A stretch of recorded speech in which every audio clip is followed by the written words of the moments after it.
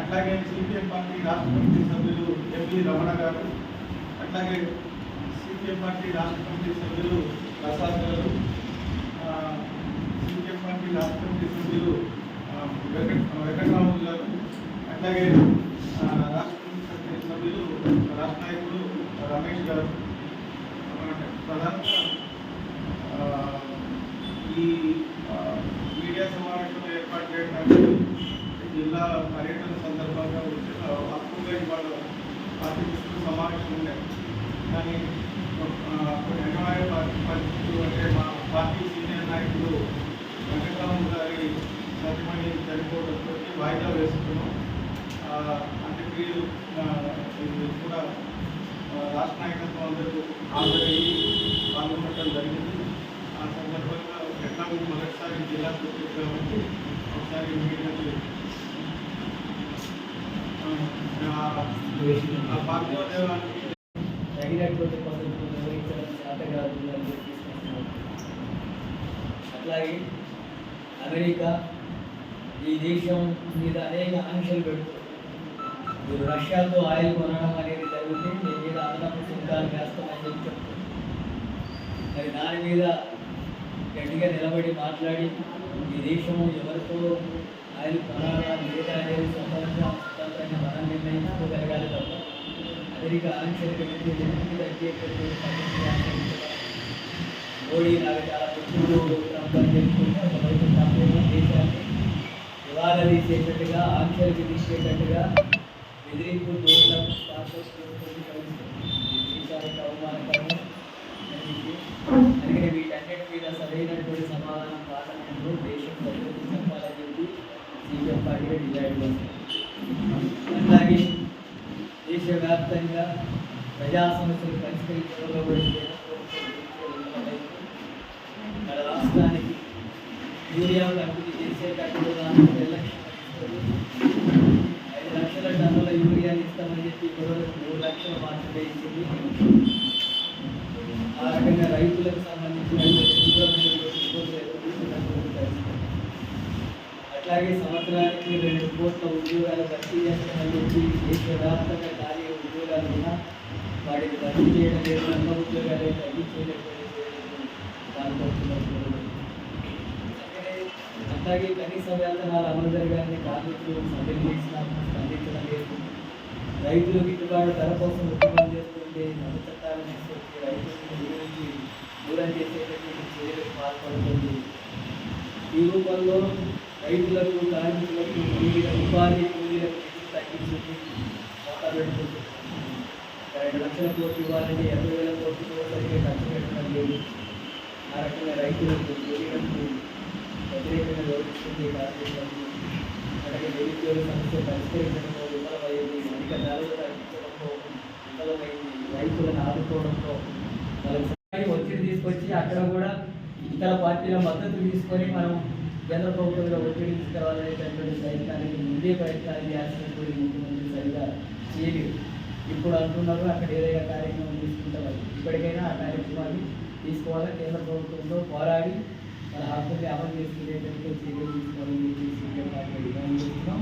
42% reservations అమలు చేసి ఈ స్థానిక సంస్థలు ఎన్నికలు నిర్వహించడానికి రాష్ట్ర ప్రభుత్వం కోరుకునేటట్టుగా అక్కడికి కేంద్ర ప్రభుత్వం మీద ఒత్తిడి తీసుకొచ్చేటటువంటి వారిని సీపీఎం పార్టీ కూడా సంపూర్ణంగా మళ్ళీ తీసుకుందని తెలియజేస్తున్నాం. ఇప్పటికైనా పార్లమెంట్ సమావేశాలు జరుగుతున్నాయి. పార్లమెంటులో ఈ 42% రిజర్వేషన్స్ అమలు కోసం పెట్టిన చట్టం తీసుకొచ్చినట్టు చర్య తీసుకోవాలని డిమాండ్ చేస్తున్నాం. అట్లాగే రాష్ట్రానికి సంబంధించినటువంటి బీజేపీ ఎంపీ 8 మంత్రులు, అట్లాగే ఇద్దరు మంత్రులు ఈ 8 మంది మొత్తం 8 మంది ఎంపీలు ఏం చేస్తున్నట్టుగా రాష్ట్రంలో బీసీలకు అన్యాయం జరుగుతుంటే రిజర్వేషన్స్ అమలు జరగకుండా కేంద్ర ప్రభుత్వం వ్యవహరిస్తుంది. ఎంపీలు ప్రభుత్వం మీద ఒత్తిడి తీసుకురావాలి కదా, ఇదే కదా ప్రభుత్వం, ఇది మంత్రులుగా ఉన్నారు కదా. అక్కడ ఏం చేయకుండా, అక్కడ ఏం మాట్లాడకుండా ఇక్కడ కూడా కార్యాలయం చేస్తూ బీసీలకు వ్యతిరేకంగా వ్యవహరిస్తున్నటువంటి పరిస్థితి అక్కడికి కిషన్ రెడ్డి మీరందరూ కూడా కేంద్ర ప్రభుత్వంలో ఒత్తిడి తీసుకొచ్చి బీసీలకు 42% రిజర్వేషన్ అమలు కోసం ఈ పార్లమెంట్ సమావేశంలోనే చట్టం తీసుకొచ్చేటట్టు చర్యలు తీసుకోవాలా. లేకపోతే చేత కాకపోతే బీజేపీకి రాజీనామా చేయాలి, కేంద్ర మొత్తంలో రాజీనామా చేయాలని చెప్పి సిపిఎంగా డిమాండ్ చేస్తుంది. బండి సంజయ్, కేంద్ర మంత్రి కిషన్ రెడ్డి రాజీనామా చేయాలి, లేదా 42% రిజర్వేషన్ అమలు కోసమైనా కేంద్రాన్ని ఒప్పించి అమలు చేయించాలి. రాష్ట్రానికి ఏ ప్రయోజనం లేకుండా ఏ ప్రయోజనం లేకుండా ఒక్క పని మీ వల్ల జరగకుండా రాష్ట్రానికి రావాల్సిన నిధులు రావు, రాష్ట్రానికి రావాల్సిన సంక్షేమ పథకాలు అమలు జరగవు, రాష్ట్రానికి రావాల్సినటువంటి యూరియా రాదు. అయినా సరే రాజ్యాంగాన్ని నిర్వీర్యం చేస్తుంది, మరవాదాన్ని ముందుకు తీసుకురావాలనుకుంది. అదే విధమైనటువంటి భారత రాజ్యాంగం అని చెప్పి మరవాదాన్ని తీసుకొచ్చే ప్రయత్నం చెప్తుంది. మరవాదం రావడం అంటే మన వ్యవస్థను పెంచి పోషించడం, ఏ పురుష అసమానతలు పెంచి పోషించడం, భౌతిక వ్యవస్థను మరింత బలోపేతంగా అమలు చేయడం, ఇలాంటి వ్యవస్థలను మూఢ విశ్వాసాలని మతోన్మాద రాజకీయాలను పెంచి పోషిస్తున్నటువంటి బీజేపీ కేంద్ర ప్రభుత్వం విధానానికి వ్యతిరేకంగా ప్రజలు పోరాడాలని, భౌతికత్వాన్ని కాపాడడం కోసం, రాజ్యాంగాన్ని కాపాడడం కోసం ఉద్యమించాల్సినటువంటి అవసరం ఉందని చెప్పి ప్రజానికం. అలాగే మన రాష్ట్రానికి సంబంధించిన అంశాల మీద కూడా కేంద్ర ప్రభుత్వం ఈ రాష్ట్రంలో బీసీలకు 42% రిజర్వేషన్ అమలు జరగాలని చెప్పి గణన జరిగింది. గణనకు ఆధారంగా అసెంబ్లీలో ఆమోదించినటువంటి బిల్లును కేంద్రానికి పంపించారు. ఇప్పటివరకు వాళ్ళు ఏ విషయం చెప్పలేదు. 3 నెలల్లోగానే వాటి మీద వైఖరి ఎక్కువ, రాష్ట్రపతి వైఖరి ఎక్కువ చెప్పాలని చెప్పి సుప్రీంకోర్టు సూచించినప్పటికీ కూడా వాటిని దాన్ని అమలు చేస్తున్నటువంటి. అట్లాగే మన రాష్ట్ర ప్రభుత్వం ఏదో ఆ రకంగా సరిగ్గా వ్యవహరించడం లేదని చెప్పి ఇక్కడ ఆర్డినెన్స్ తీసుకొచ్చింది. ఆర్డినెన్స్ తీసుకొచ్చి గవర్నర్కు పంపిస్తే గవర్నర్ మళ్ళీ కేంద్రానికి పంపించారు. ఆ రకంగా బీసీలకు 47% రిజర్వేషన్ అమలు చేసి స్థానిక సంస్థలు ఎన్నికలు నిర్వహించి అట్లాగే విద్యా ఉద్యోగాలు అవకాశాలు కల్పించాలనేటటువంటి ప్రయత్నాన్ని ఆర్డినెన్స్ అట్లాగే పార్లమెంట్లో పెట్టి చట్టం తీసుకొచ్చేటటువంటి దానికి వ్యతిరేకంగా బీజేపీ కేంద్ర ప్రభుత్వం సామాజిక న్యాయానికి వ్యతిరేకంగా కాంగ్రెస్ అధికారంలోకి వస్తే సంవత్సరంలోనే 2 లక్షల ఉద్యోగాలు భర్తీ చేస్తామని చెప్పి ప్రియాంక గాంధీతో హామీ ఇప్పించారు ఎన్నికలకు ముందు. అట్లాగే ముఖ్యమంత్రి అయిన తర్వాత రేవంత్ రెడ్డి చెప్పాడు. కానీ ఇప్పటివరకు ఉద్యోగాలు భర్తీ చేయడం లేదు. కొత్తగా నోటిఫికేషన్ జాబ్ క్యాలెండర్ లేదు. 2 లక్షల ఉద్యోగాలు భర్తీ చేయాలంటే దాదాపు 20 నెలలు వస్తాయి. ఇక ప్రభుత్వానికి ఇంకొక పెద్ద కాలం ఏమీ లేదు. నిరుద్యోగుల తీవ్రమైన ఆందోళన వ్యక్తం చేస్తుంది. దాని మీద నిరుద్యోగం చేసి ఆందోళన చేస్తే అరెస్టులకు పాల్పడుతుంది. మద్దతు ఇచ్చినటువంటి డివైఎఫ్ఐ నాయకుల్ని 100 మందిని అరెస్టు చేస్తున్నారు. ఏ రకంగా అరెస్టు చేసి నిరుద్యోగం చేసే ఉద్యమాన్ని అంచివేస్తాం అనుకుంటే గత ప్రభుత్వానికి పట్టిన గతి రేవంత్ రెడ్డి ప్రభుత్వాన్ని కూడా అలాగే ఇప్పటికైనా వెంటనే నోటిఫికేషన్ విడుదల చేసి 2 లక్షల ఉద్యోగాలు భర్తీ చేయాలని చెప్పి సీఎం పార్టీగా డిమాండ్. అందరికీ అర్హులైనటువంటి వాళ్ళకి ఇందిరమ్మ ఇల్లు ఇస్తామని చెప్పారు. 30 లక్షల కుటుంబాలకు తెలంగాణలో ఇళ్ల స్థలాలు ఇల్లు లేని వాళ్ళు, 30 లక్షల కుటుంబాలు ఇళ్ల స్థలాలు ఇల్లు లేనటువంటి వాళ్ళు ఉంటే ఈ సంవత్సరానికి 4.5 లక్షల ఇల్లు మాత్రమే అని చెప్పి అంటున్నారు. 4.5 లక్షల ఇల్లు కట్టిస్తే ఎప్పుడు ప్రభుత్వం ఈ మొత్తం రాష్ట్రంలో ఉండే ప్రజలకు ఇల్లు లేనటువంటి వాళ్ళకి ఇస్తారు. వాటికి కూడా అనేక ఆంక్షలు కాగితాలు ఇస్తున్నారు, మాటలు చెప్తున్నారు, మీకు లిస్టు సెలెక్ట్ అవుతుందా అంటున్నారు. కానీ ఆచరణలో ఎక్కడ ఇల్లు పూర్తయినటువంటి పరిస్థితి 20 నెలలై.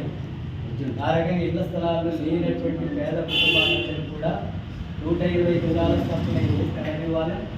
అట్లాగే ఇందులో ఇల్లు 5 లక్షల రూపాయలు, ఎస్సీ ఎస్టీలకి 6 లక్షలు.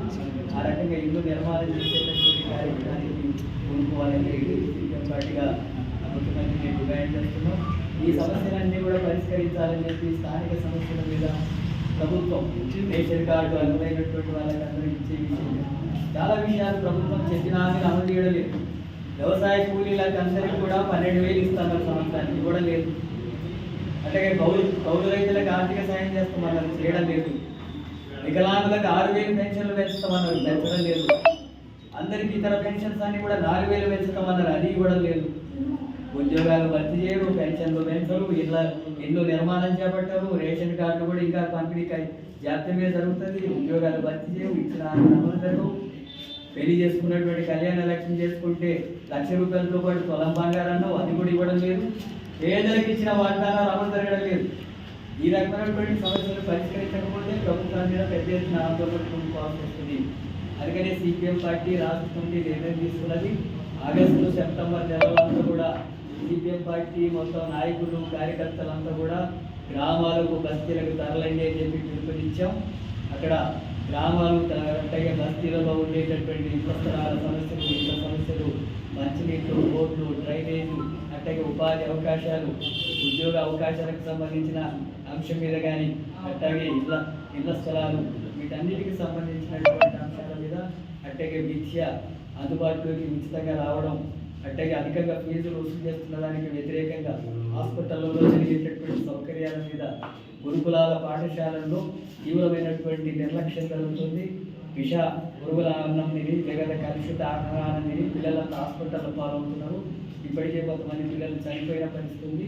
సరైనటువంటి సౌకర్యాలు పెట్టడం లేదు, ప్రభుత్వం దానికి తగిన నిధులు కేటాయించడం లేదు, అట్లాగే ఖాళీ పోస్టులు భర్తీ చేయడం లేదు. వాటి ఫలితంగా పిల్లల జీవితాలతో ఆటలు ఆడుకునేటటువంటి దుస్థితి కొనసాగుతుంది. వీటన్నిటికీ వ్యతిరేకంగా ఆగస్టు సెప్టెంబర్ నెలలో సిపిఎం పార్టీ గ్రామాలకు తరలి కార్యక్రమానికి పిలుపునిచ్చాం. గ్రామాల ప్రజా సమస్యల మీద, ఆ సమస్యల పరిష్కారం కోసం ఆందోళన పోరాటాలు నిర్వహించబోతున్నాం. ప్రభుత్వం ఈ రకమైన వివరిస్తే, ప్రజా సమస్యలు పరిష్కరించడంలో నిర్లక్ష్యం నిర్వహిస్తే ఈ ప్రభుత్వానికి ప్రజలు తగిన గుణపాఠం చెప్పే పరిస్థితి వస్తుంది. అలాంటి ఉద్యమాన్ని రాష్ట్రంలో భవిష్యత్తులో సిపిఎం పార్టీ బీసీలకు 42% రిజర్వేషన్స్ అమలు చేయాలని చెప్పి రాష్ట్ర ప్రభుత్వం శాసనసభలో బిల్లును ఆమోదించి కేంద్రానికి పంపించింది. వాళ్ళు పట్టించుకోవడం లేదు.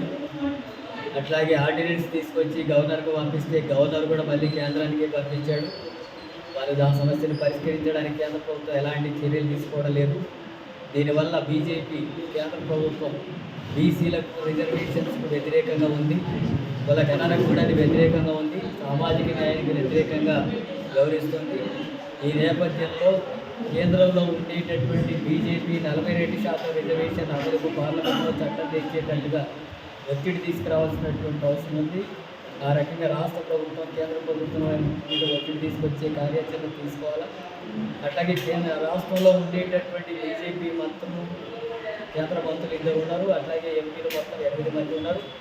వీళ్ళు కూడా బీజేపీ మీద కేంద్ర ప్రభుత్వం మీద ఒత్తిడి తీసుకొచ్చి 42% రిజర్వేషన్ అమలుకు చర్యలు తీసుకోవాలి, లేకపోతే మొత్తం రాజీనామా చేయాలని చెప్పి సిపిఎం పార్టీగా డిమాండ్ చేస్తున్నాం.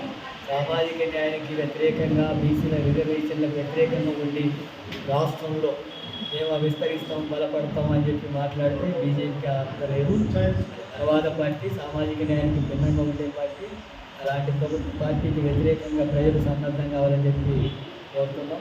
అట్లాగే రాష్ట్రంలో రాష్ట్ర ప్రభుత్వం ప్రజలకు ఇచ్చిన హామీలు అమలు జరగలేదు. ఇప్పటివరకు వ్యవసాయ కూలీలకు 12,000 ఇస్తామన్నది కానీ, అట్లాగే కౌలు రైతులకు ఇస్తామన్నటువంటి ఆర్థిక సహాయం, అట్లాగే ఇతరపై ఇంట్లో పూర్తిగా ప్రజలకు కల్పించేటటువంటి విషయంలో కానీ, అట్లాగే సంక్షేమ పథకాల అమలు విషయంలో వికలాంగులకు 6,000, పెన్షన్లో 6,000 పెంచుతామన్నది అమలు జరగడం లేదు.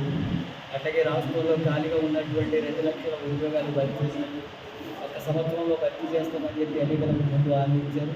20 నెలలు అవుతుంది, అయినా ఉద్యోగాలు భర్తీ చేయడం లేదు. వెంటనే భర్తీ చేయాలని చెప్పి డిమాండ్ చేస్తున్నాం.